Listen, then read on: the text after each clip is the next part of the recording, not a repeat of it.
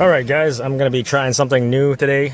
What my daily life is. I'm working at a dealership, so I guess I'm gonna try and do whatever repair videos that I can, but it's not like a how-to video, but it's gonna be just me working. So first job here, this customer's complaint is AC doesn't work. Let me get it. We'll do a good check, quick check. I don't hear the compressor kick on, so we're gonna go underneath the hood and have a quick gander and do a quick inspection and see what we can see visually, and then and then see where we're gonna go from there. Open the hood. All right, taking you underneath the hood. We're just doing a quick check. I usually like to just push down on these valves and see if there's anything in there. But if you want to, you can give these things a squeeze, but it's pretty soft, so I don't think there's any pressure in there, so I have a feeling that's empty.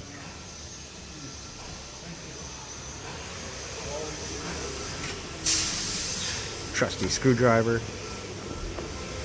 See if there's anything in there. Well, there's a little bit of a hiss in there, but yeah, completely empty. So let's go ahead and we're gonna have to recharge it to see if everything else working, but we're gonna continue with more of a visual inspection. So I don't see anything wet along these lines, right?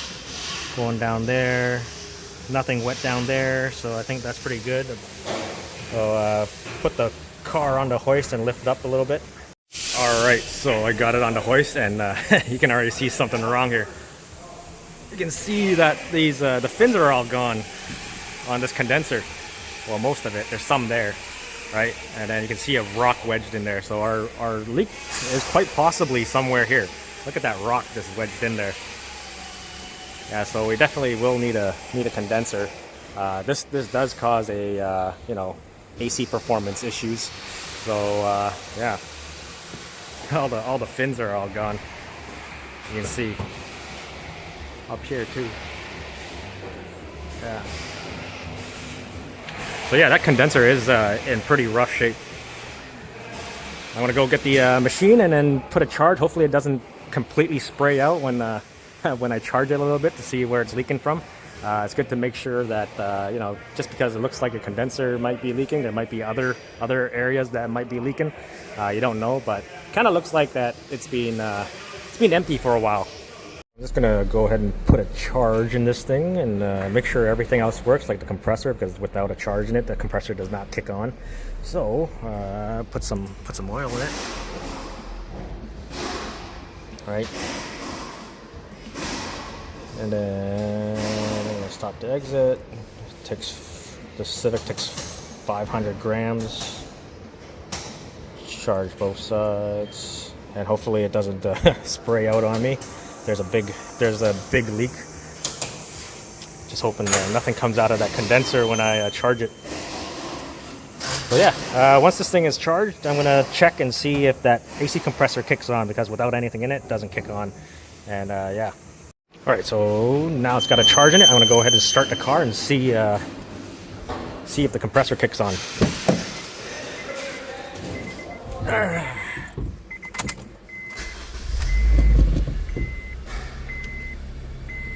Max AC. I still don't hear the compressor kick on, but I do hear the condenser fan kick on now. Yeah. Let's go take a look.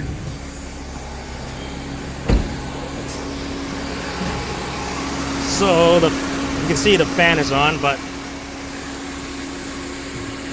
compressor is still not kicking on. So let's go to the relay.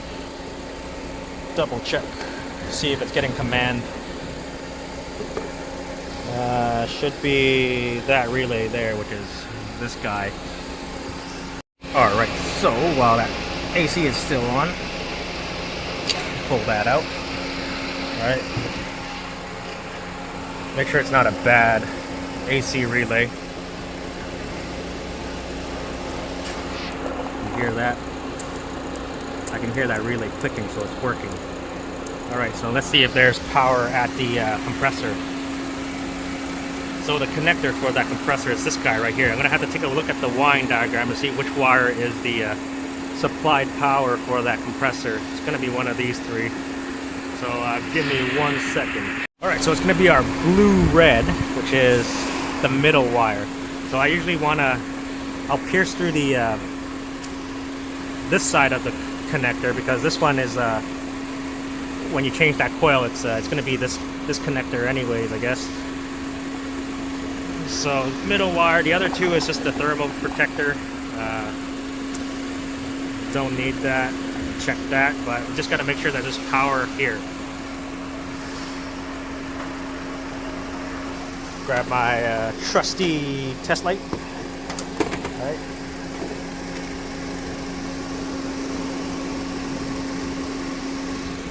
Put it on the ground side. And technically it should be on right now, and my light should light up. Yep.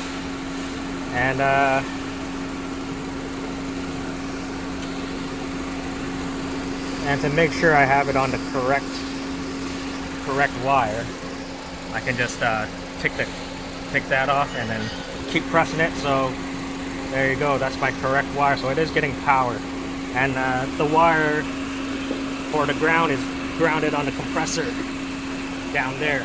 I don't know if you can see it. Zoom in.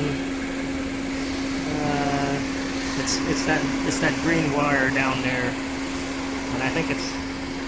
I hope I don't get my finger in the fan, but it is solid there. So yeah, I'm just gonna call a AC compressor clutch and coil and recommend an AC compressor. I usually recommend AC compressor because it has happened to me before, where you just change the clutch and coil, and then like a year later it ended up, the compressor the compressor fails and plugs up the brand new condenser, and you're doing it all over again. So I usually recommend replacing the compressor at the same time, but you give the customer an option to do that. So since the AC compressor is not working and you charged it with dye, you got to let the customer know that since the compressor is not working, it's not circulating that dye to check for any kind of leaks. So you got to have a working AC compressor to move that dye around to be able to check for leaks. So you got to let customer, you're going to do these repairs. We're going to still have to put dye in it, and there could still be a possible leak in the system. You just got to let the customer know, since you can't get the compressor working. So that's where you're at. So yeah, just to let you know. All right, so that's pretty much it. I'm definitely going to need that condenser because of the fins. Without those fins to help cool the condenser, yeah, you're going to have AC performance issues. Also, it's going to need that clutch and coil because it's getting power down there to the clutch, the coil, to engage that clutch, but it doesn't do. It's not engaging the clutch. Also, I probably didn't record this, but I also spin the input side to the compressor, and it spins freely, so that is also good.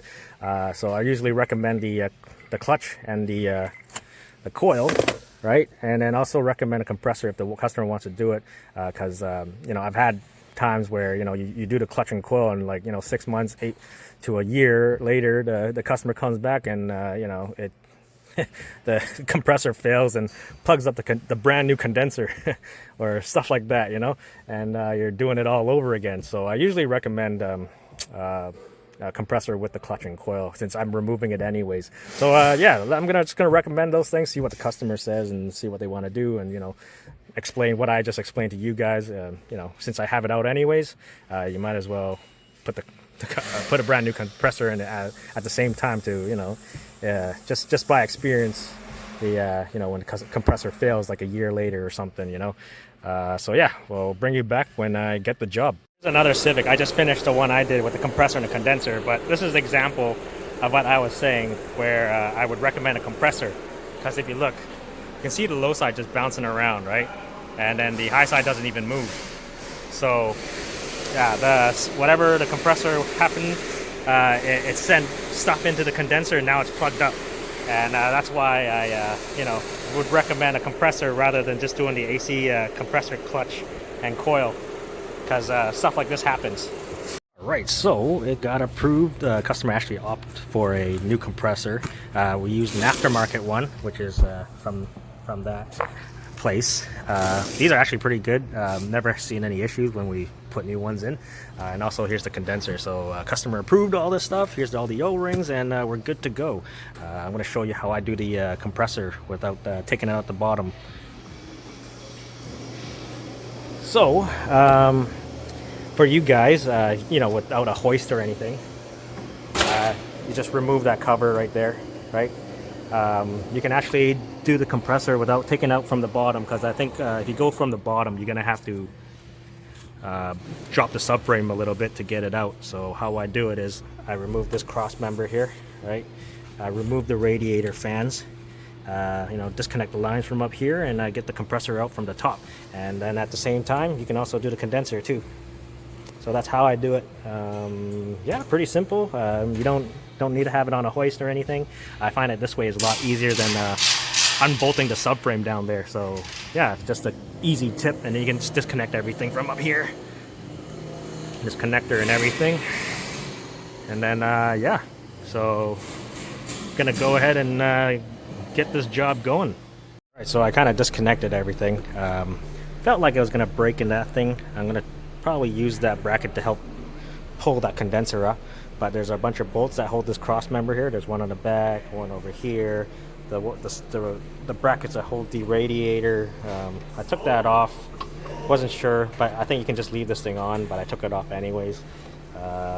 Bolts there, bolts here, then this whole cross member just comes right out. You just gotta get it past this radiator cap, but this one snapped in there already. It only was held in by one bolt, and yeah, this thing should just come right up. I gotta pop this out because it's stuck on the rusted bolt there. So yeah, there you go. Took it off. It was just stuck on that rusted bolt. So I just hang it on. Don't worry. There's a cover on the positive cable, so it's not gonna short itself out or something. But now you can see all this room here. I'm just gonna take this radiator fan out, and that will give me access to this compressor. And then also I got enough room to get this condenser out from the top.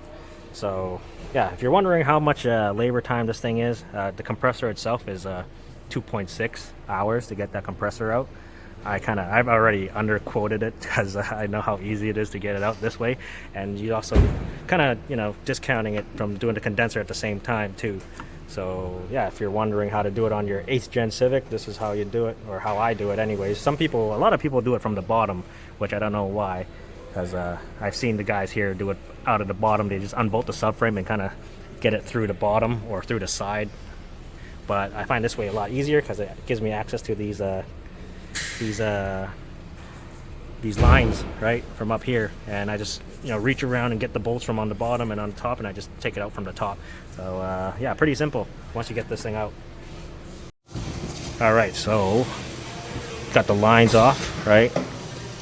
The other one's just hanging up here, right?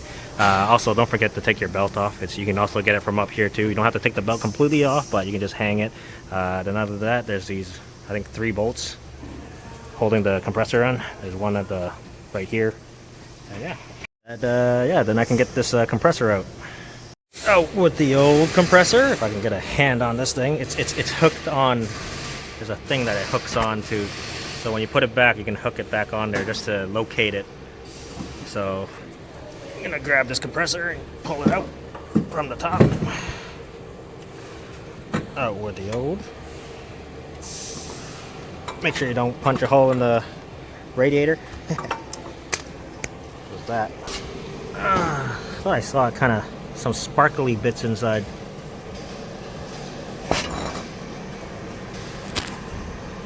Yeah, I don't know if you can see it. It's kind of sparkly. So this is the aftermarket compressor. It's all pre-assembled. It's got the harness and everything. It's already pre-gapped, so you don't have to do that. But if you're getting an OEM Honda one, it comes in pieces. You get the compressor, then you have to assemble the coil and the clutch and everything, and then you have to measure the air gap between it before you know, putting it in. But this thing comes pre-assembled. Everything's all, you know, plug and play, I guess. You just throw it in, and then you're done.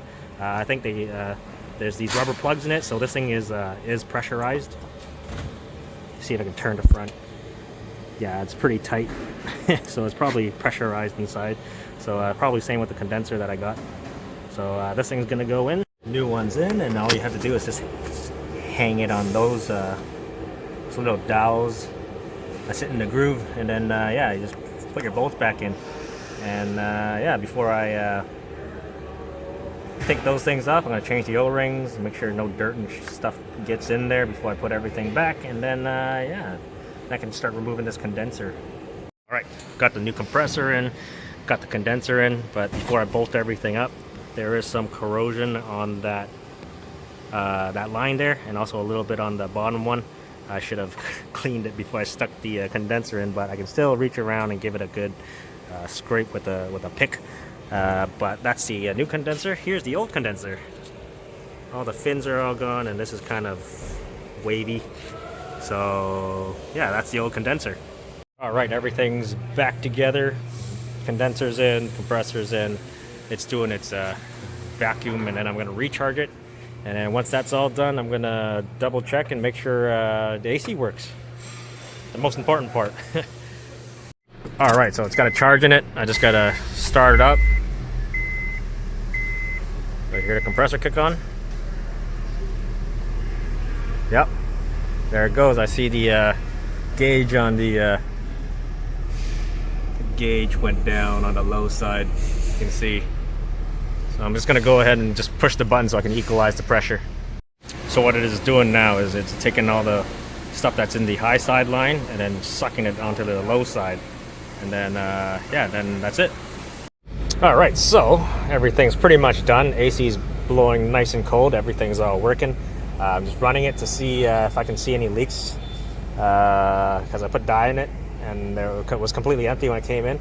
But yeah, I was thinking maybe I should do, you know, a day-to-day life as a dealership mechanic kind of video. So let me know what you think in the comments down below.